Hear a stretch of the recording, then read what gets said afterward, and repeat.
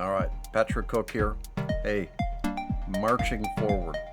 Let's continue discussing and demonstrating keyframing with the Mandelbulb 3D software. Now, following my own advice, what I've done is I have created a move, an event, an animation event, and in this case it's a stop. I'm going to go save it. All right, follow my own rules. What I do is I save after move sequences. So let's go ahead and save this, and I'm going to call it, let's see, here we go. I'm going to call it 05 animation, 5 keyframes. Okay, fine. So we'll call it that. So we're saved now. The animation's saved. I don't need to save the main project with an M3P or M3I. I don't need to, because the animation maker is what is pushing the main image down here, and of course I pull it over to the navigator. So as long as I'm saving the modification of the animator, I'm good. Now, so what are we going to do next? Okay, now here's a couple sessions ago I was mentioning that it's difficult for you to plan how you're going to move through a Mandelbulb environment.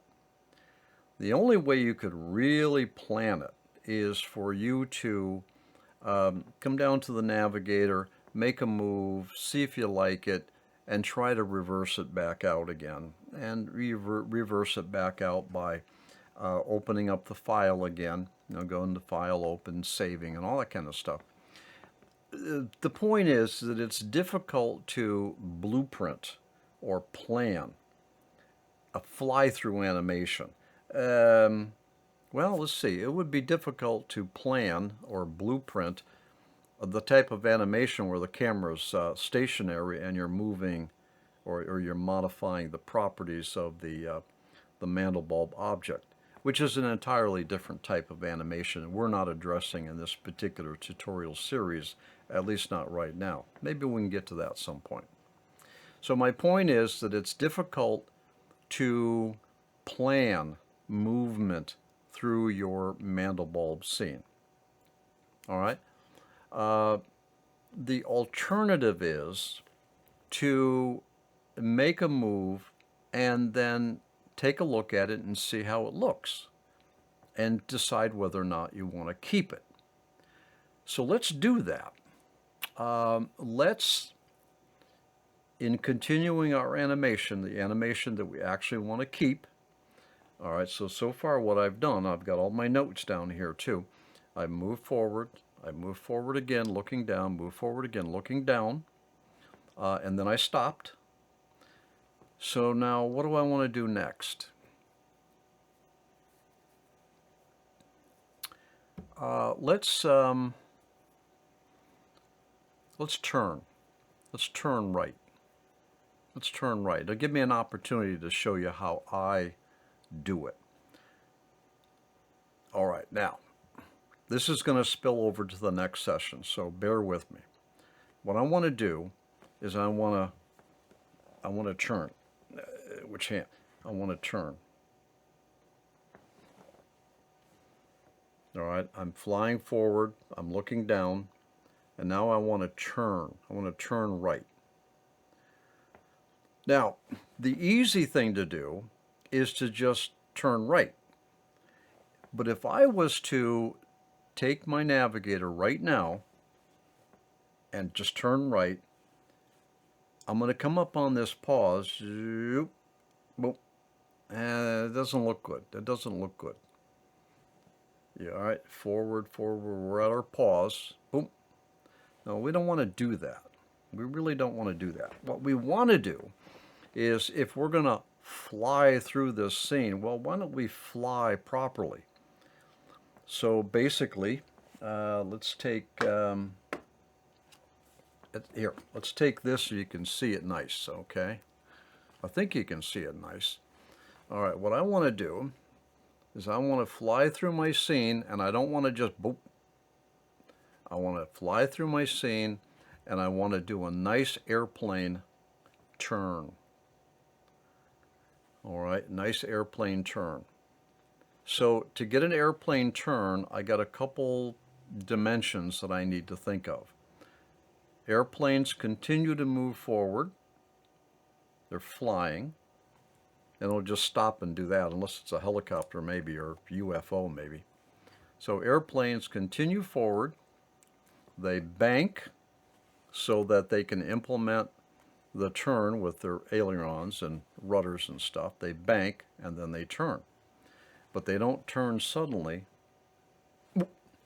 They turn nice and gradual, like this. And then they bank, and then they turn nice and gradual. So that's what we want to do here.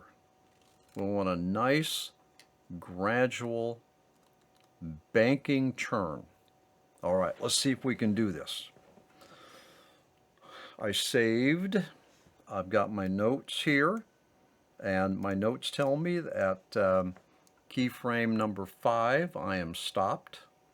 I want to get off that keyframe so I don't erase it, but it's okay. I've saved the animation as an M3A. Now, this has got to be a controlled turn. I got to move forward, I got to bank, and I got to turn. Now, if you look down here on the navigator, that's going to entail these buttons. I'm going to be moving forward with the walk forward.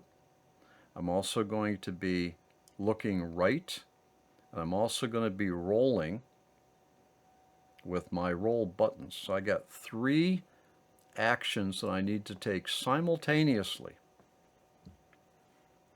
All right. Now, all right, this is where it gets interesting. So this is going to be keyframe. I'm planning it, and I'm going to plan it. This is going to be keyframe number 6, which will take us to keyframe 7. All right, and it's going to begin at 9:01, and I want to move forward now. I got to move forward. I don't want to move forward a long way. I want to move forward realistically.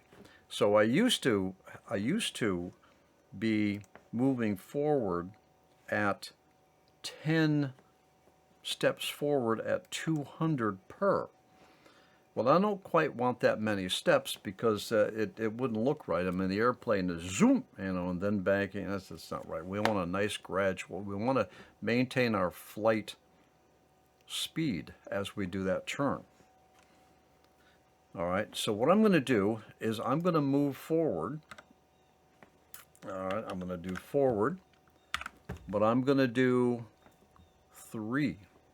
I'm going to do 3 steps times 200, and where I got that is I'm going to punch the walk forward 3 times at 200 steps, which is going to give us